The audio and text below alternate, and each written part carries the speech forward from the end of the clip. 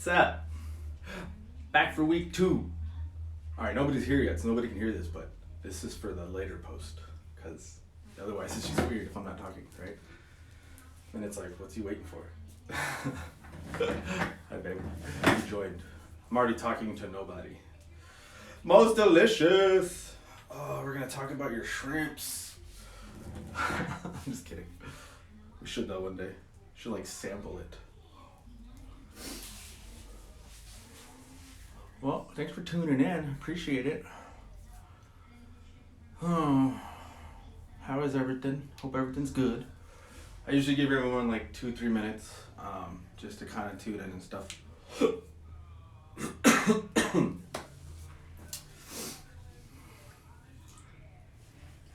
Boom, goes the dynamite. All right. And prep. Oh my gosh.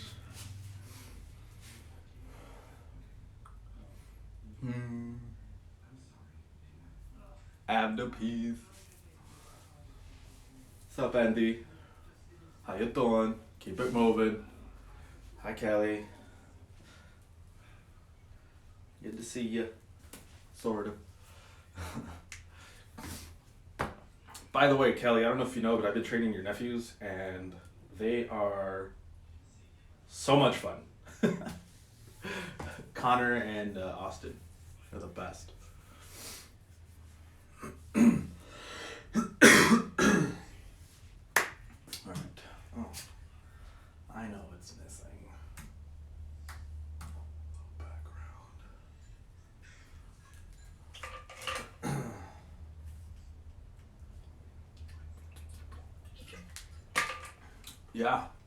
Yeah, they're amazing. Austin is something else, I'll tell you. I'm sure you know that, but they're a lot of fun.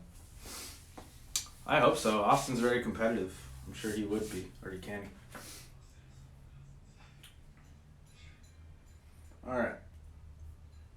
I'm going to go ahead and start, just so we can kind of get this wrapped up rather quickly.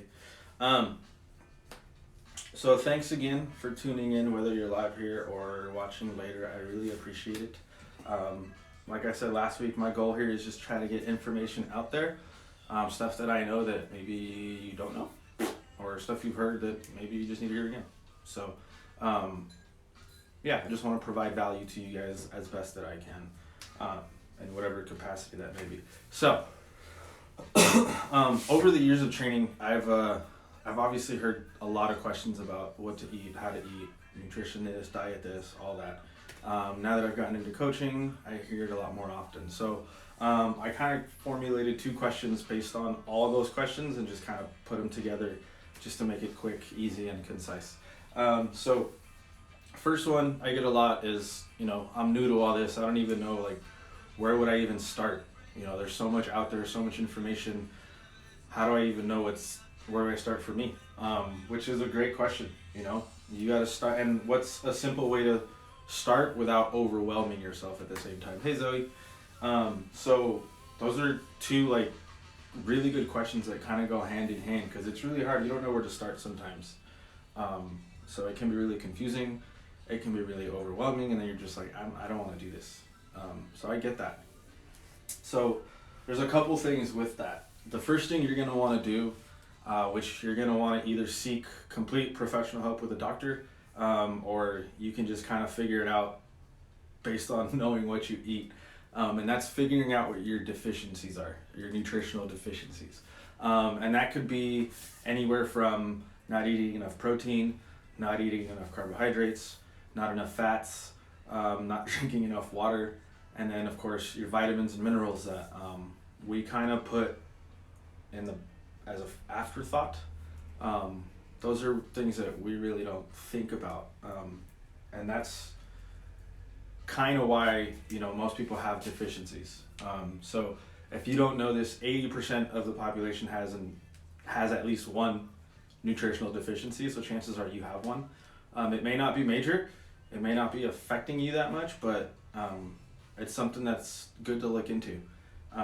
So like I said, you can kind of figure it out based on the foods you're eating. You can say, okay, well, I'm eating a lot of junk food. I'm probably not getting enough vitamins and minerals from my food, nutrients, and I'm not taking a supplement. So those could be one thing. You can do that way. Or you can do the full spectrum of it, go to a doctor to get blood work done and see what you're actually deficient in, right? What's up, Elmo? I'm about to get to you, man. Oh my God. Anyways, those are you can do that as well. So if you want to get professional help at that level, you can do that. That's as simple as making an appointment, getting blood work done. But that's if you're really serious about it and you really want to figure out what's going on with you. The idea with that is your body needs all that stuff to function properly. So without all those deficiencies in your body, it's not going to work the way you want it to achieve the goals that you want to achieve. It's going to make it a lot more difficult. It's going to be very frustrating because you think you're doing all the right things, but you haven't addressed what you're deficient in. You haven't addressed the actual root of the problem. So that being said, you got to remember it's a process. So you got to start by finding out what's blocking you, and then you can progress from there, and progress comes quickly after that. So the body is an amazing thing. Once you give it the things it needs, the nutrients it needs to function, it's going to do what it's meant to do for you. It's going to adapt, and it's going to give you the results that you're seeking to achieve. So that being said, with the finding someone to help you with deficiencies, you don't have to go the doctor route. You can go simple as a nutrition coach, me, or just someone who may know a little bit more than you, or you can even just do your own research if you wanted to. So you find someone to help you with that, who's going to help you build a list for your nutritional needs.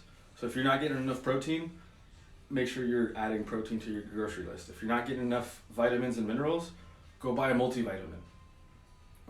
Find out what foods have the most essential vitamins and minerals for us.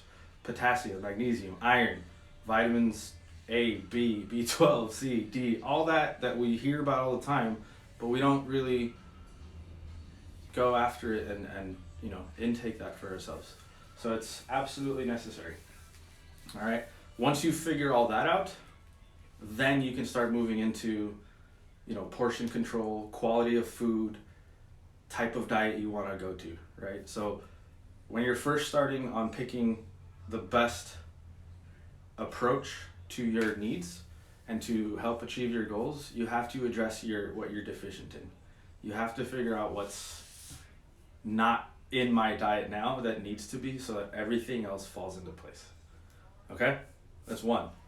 Question 2, which is tied into this, and so I said I kind of picked some questions that kind of were the same to tie it all in together. Once you figure all that out, the next question is, okay, then what's the best diet for me to follow, right? There's keto, there's Whole30, there's paleo, there's I don't know. There's so many. There's too many. Right? It's very overwhelming, and you hear so many good results from people on every single diet. So then you're like, well, then why? How do I pick one? Simple answer, and this is what I mean when I want this to be as honest and transparent as possible. Simple answer: there is no best diet. Okay, I can't sit here and tell you that one's better than the other, because what works for somebody here doesn't work for somebody over here. And let's say I've done this diet before in the past and it worked. My body's also changed over the last few years. It may not work as well. So we have to be able to figure out what's best for our bodies. And that requires a little, trial and error. You gotta go see what works for you.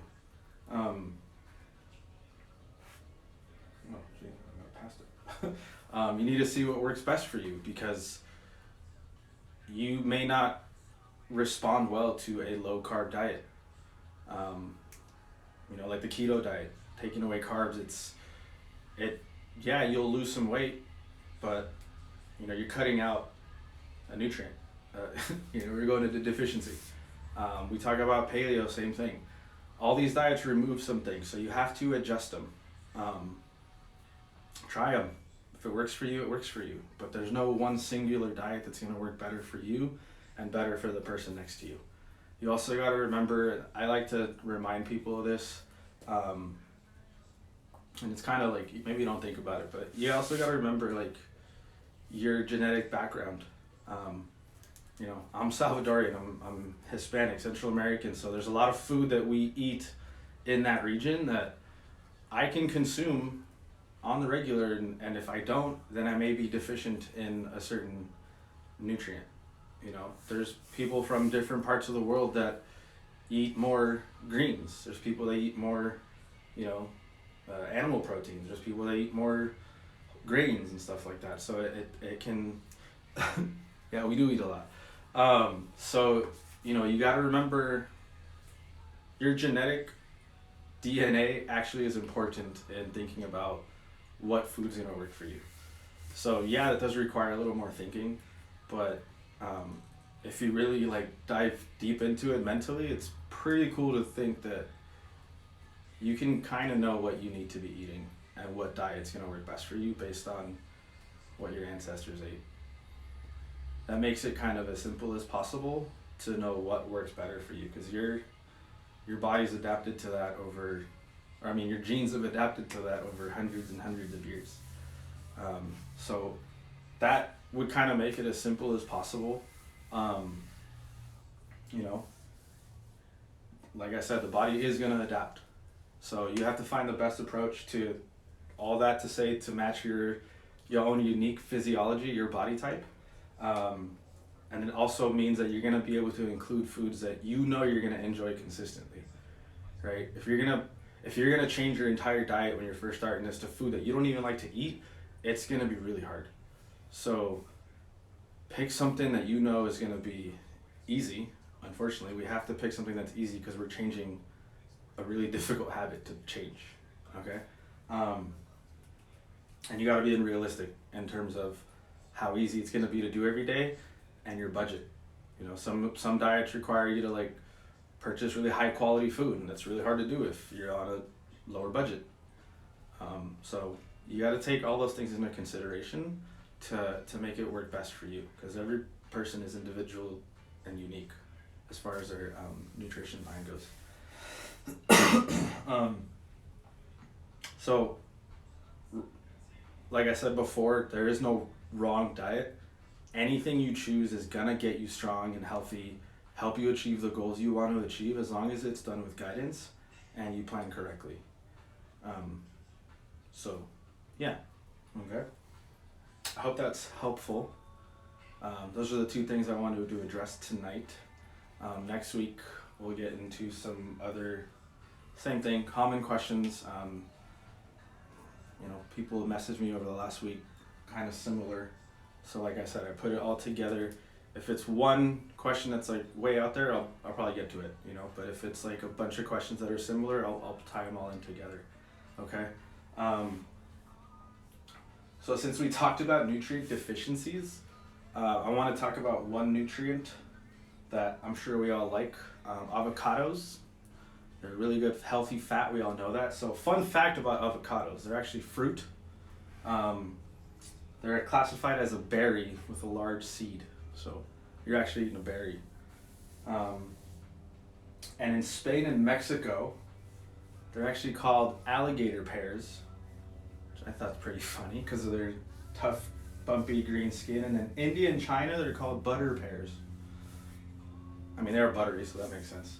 But they're good for you. These are the ones that'll have vitamin C, E, K, and B6. Okay, so those are your deficiencies. If you're not eating avocado, you're missing C, E, K, and B6. All right, that's a whole nother conversation of what each one's good for. But just know that these whole good foods that we should all be eating are packed with the nutrients that 80% of us are deficient in. Okay? So thanks for tuning in, guys. I really appreciate it. It's only my first real video on like information, but like I'm already having fun with it. So I hope that you guys enjoy it, and I hope that you learn at least one thing every time. Yeah, cool. Thanks, guys. Bye.